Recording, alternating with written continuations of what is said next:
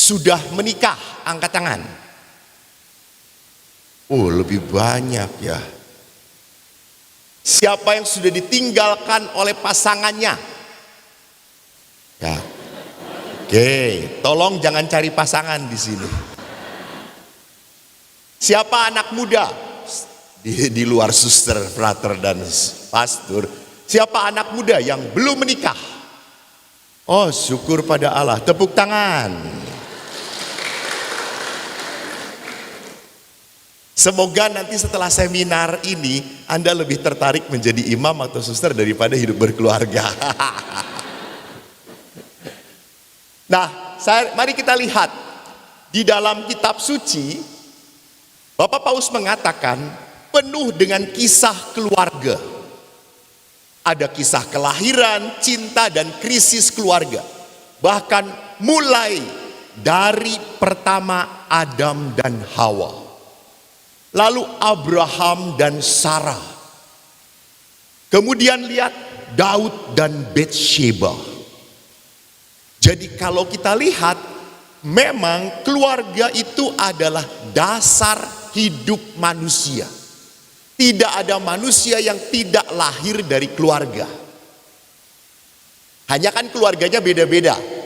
Ada yang keluarganya rukun, warohmah, mawadah, barokah gitu ya.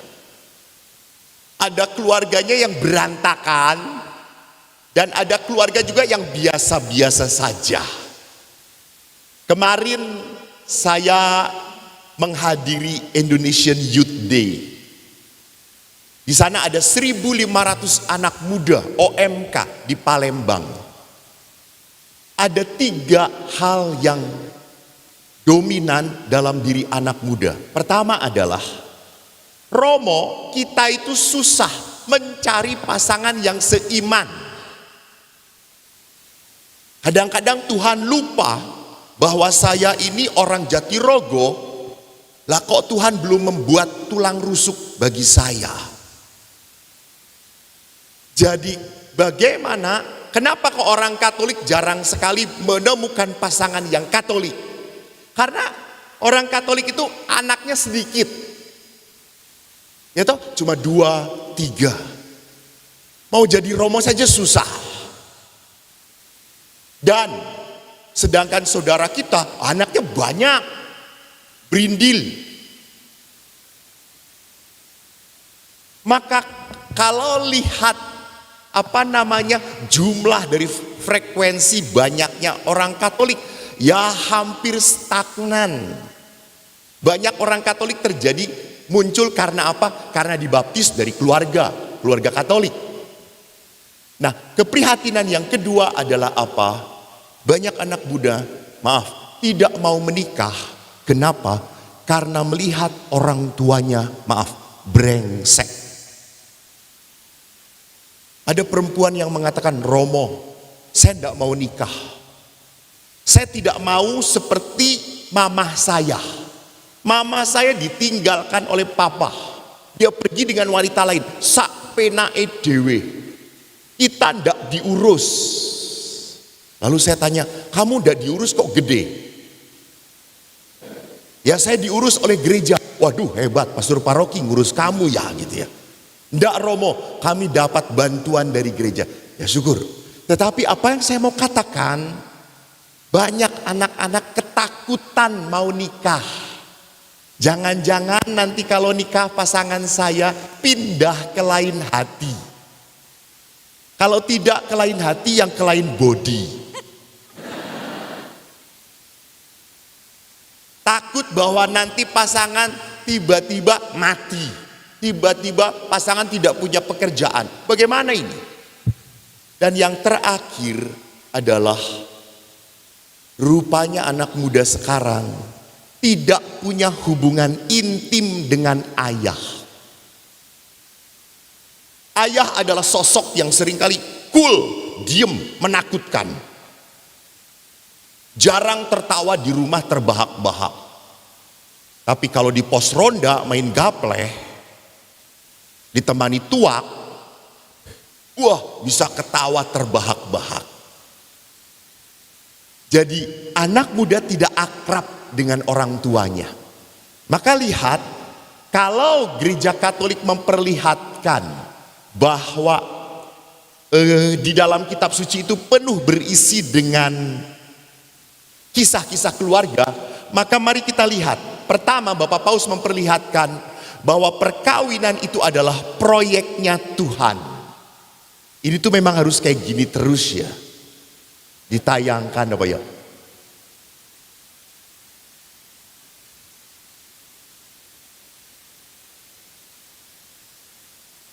Please. Rasanya harus saya sogok dengan uang supaya slide saya saja. Perkawinan itu adalah proyeknya Tuhan. Di dalam kitab Kejadian, Bapak Ibu, di dalam kitab Kejadian, kisah Kejadian itu ada dua. Kejadian pertama dan kejadian kedua. Itu ada tradisi Elohista dan Yahwista. Di Kejadian bab 2 bagus. Tuhan Allah itu menciptakan semuanya, menciptakan manusia. Semua diserahkan pada manusia. Manusia memberi nama, tapi manusia tidak menemukan teman. Akhirnya Tuhan berkata, tidak baik kalau manusia seorang diri saja. Maka lihat, Allah itu begitu peduli pada manusia. Allah itu begitu sayang pada manusia. Maka perhatikan, Allah memberikan penolong. Ingat Bapak Ibu, bahwa pasangan Anda itu penolong, bukan yang membuat repot. Sithik-sithik mah kopi nendi, mah gorengan nendi, mah pijeti mah. Semua tergantung. Bahkan saya selalu melihat perempuan itu adalah makhluk yang kuat banget. Walaupun sakit ditahan. Kalau laki-laki sakit sedikit, oh mah, kepalaku mah senut mah. Obatnya opo? Kene tak peluk. Wah, langsung sembuh. Jadi lihat di sini bahwa Tuhan pun melihat pria dan wanita itu memang saling melengkapi. Berbeda, betul, dan saling melengkapi. Dan yang kedua, Bapak Paus memperlihatkan di dalam Amoris Laetitia, keluarga itu jalan kekudusan. Bapak Ibu, kalau untuk menjadi kudus itu gampang apa susah? Susah, betul. Kalau jadi wedus mudah. Untuk jadi kudus itu perlu apa? Pengorbanan. Konon katanya pengorbanan di bahasa Inggris disebut sacrifice. Sacrifice ini akar katanya adalah sacer, kudus. Maka kalau orang mau kudus harus apa? Harus coba lebih jelas. Kalau kita mau kudus, kita harus ingat. Jadi kalau suami menyebalkan, itu adalah cara Tuhan menguduskan Anda. Kalau istri Anda cerewet, memang sudah dari sononya.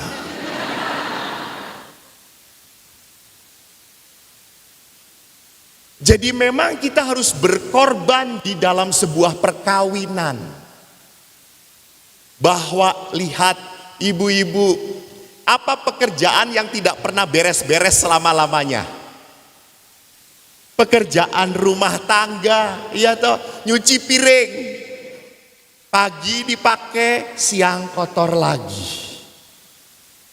Nyuci baju, dipakai, disetrika, dikotorin lagi. Saya setrika lagi. Nah, saya lakukan dengan sukacita, itu cara pengorbanan saya. Ini tanda cinta saya.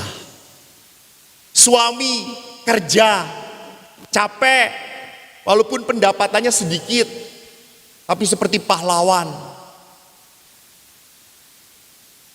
Kerja keras untuk apa? Pengorbanan bagi anak-anaknya. Anak-anak pun sama, belajar, lebih senang belajar atau main game. Bagus.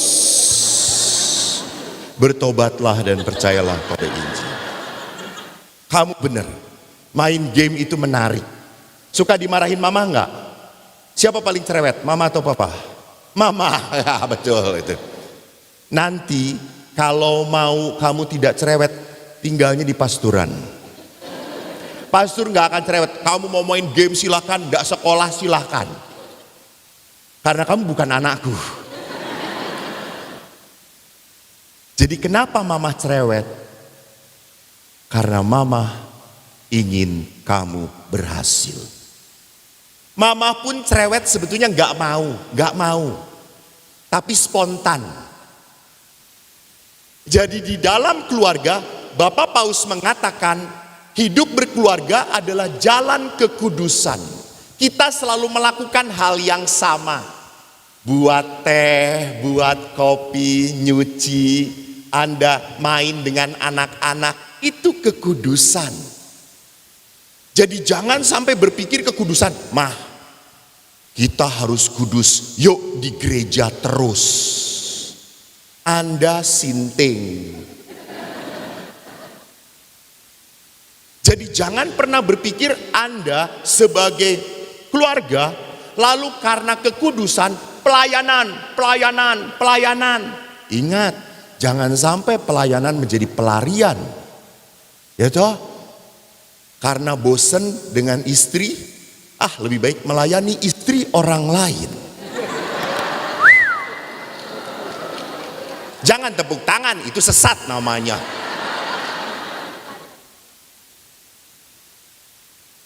Kan pernah ada sebuah ilmu konon katanya karena berubah-ubah saya waktu baca.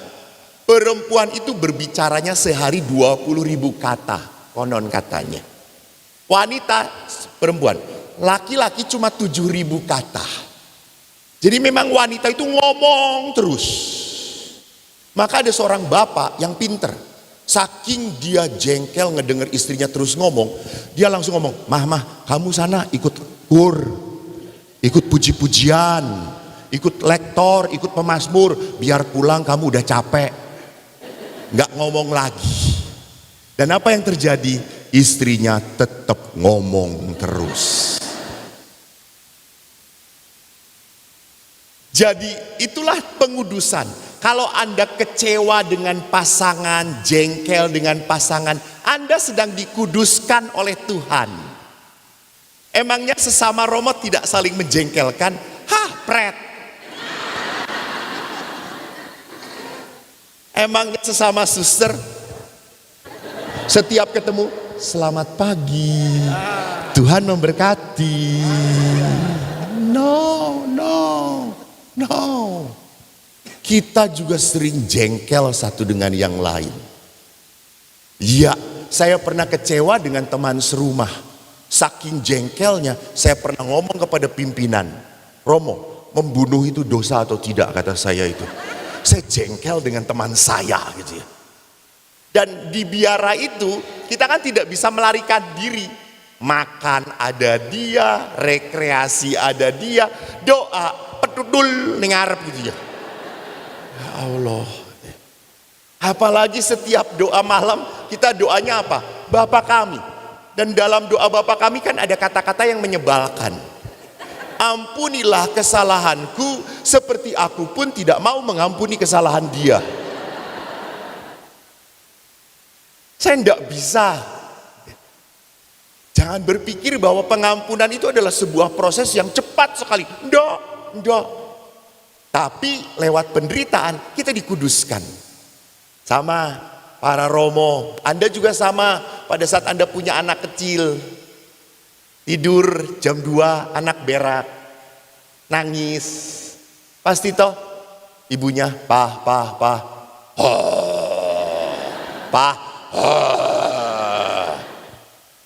Ibunya turun, bersihin, beresin. Itu kesucian, itu kekudusan.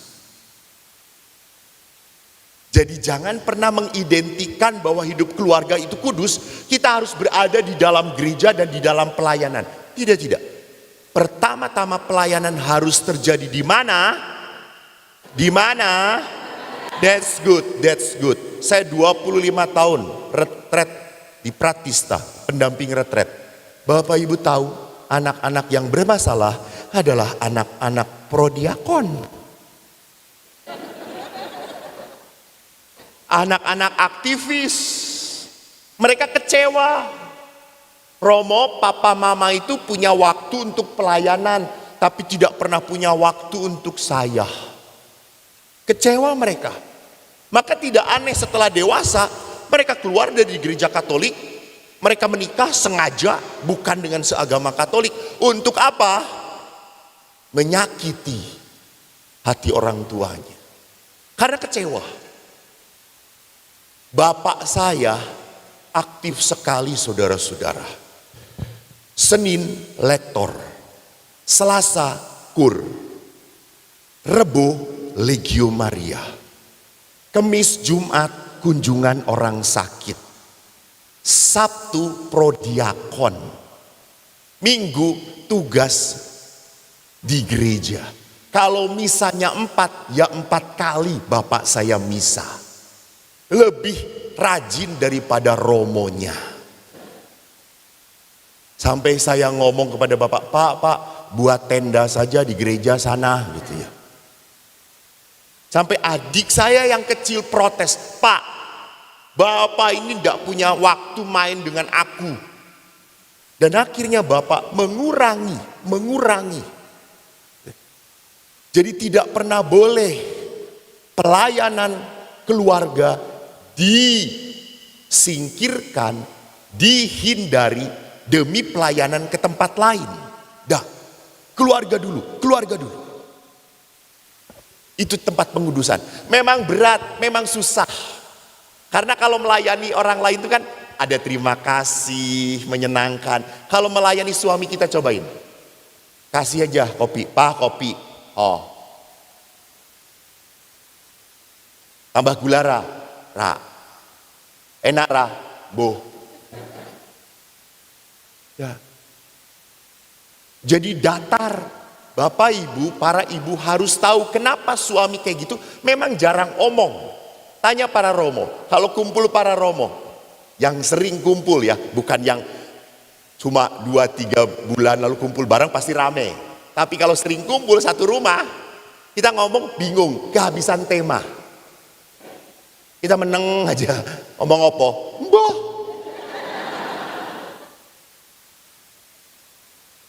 Iya. Tapi coba lihat ibu-ibu atau suster-suster. Di mana 2 atau 3 orang wanita berkumpul. Semua diomongin. Dari harga terasi sampai dengan Jokowi. Temanya habis, omongin romo parokinya. Betul? Ya Allah, Romo lihat loh. Romo tinggal di antara para Yudas Iskariot.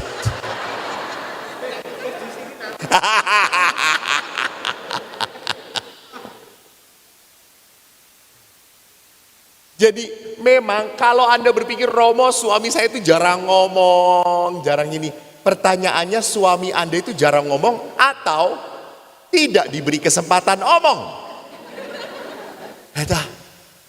Saya pernah tanya kepada bapak, waktu pacaran kata istri bapak-bapak itu sering cerita Pak.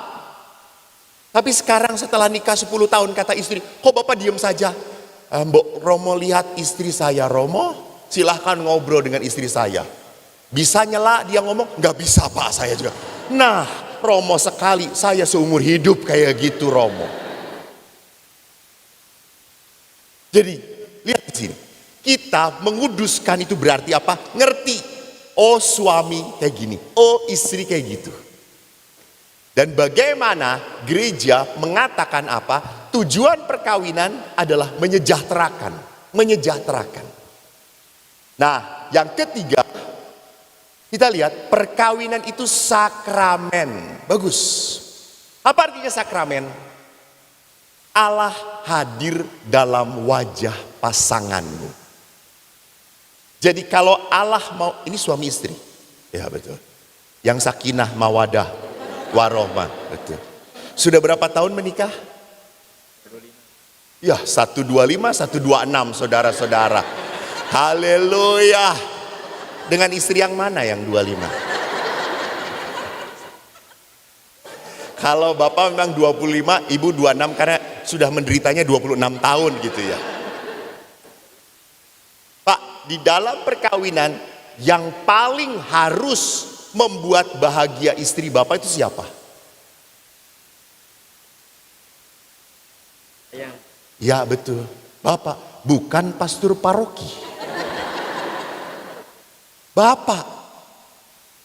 Maka ingin indah sekali. Yang membuat istri bahagia harusnya suami.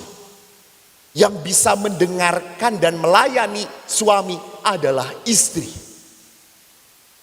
Maka tidak aneh perkawinan membuat pasangan suami istri, lihat saja, hampir mirip satu dengan yang lain. Lihat dok pasangannya, hampir mirip satu dengan yang lain. Mirip. Kenapa? Karena tidur bareng-bareng terus gitu ya. Dia menghembuskan napas, saya hisap, saya menghisap, dia menghembuskan gitu ya. Sebentuk.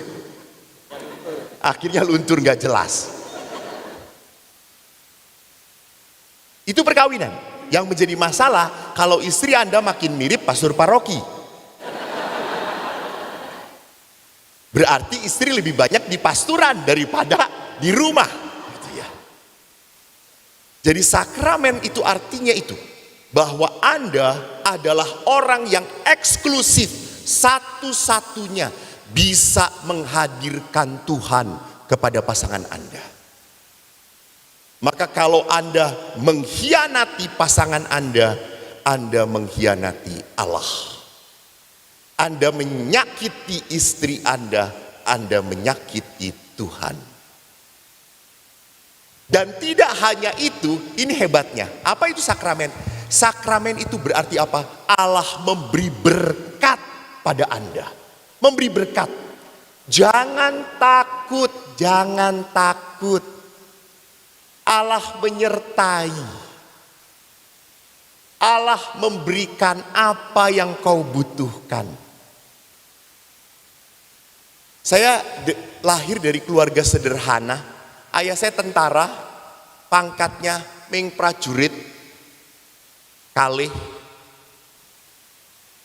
Ibu saya bidan, anaknya 4. Ibu, kalau saya minta jajan, saya selalu berkata, ibu saya orang Mount Island, keturunan Amerika, Muntilan.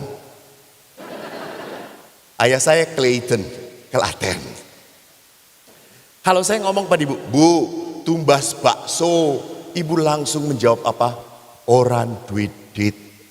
Lalu dicepitin randedet li. Bu, ada es randedet. Bu, tumbas balon randedet. Tapi kalau tetangga pinjam, ono duite, ibu kasih, ibu berikan. Apa yang saya mau katakan? Bu, jarene ran duidet. Nggak tahu, kok tiba-tiba Tuhan memberkati. Tiba-tiba Tuhan memberkati. Kok ada aja berkat. Itu karya Tuhan. Saya pun sama, sebagai pastor. Saya ditabiskan menjadi imam. Tuhan memberkati saya, ya betul. Tuhan menyertai saya, betul. Maka kalau saya memberi sakramen perminyakan, selalu langsung bablas. Mau dicoba suster?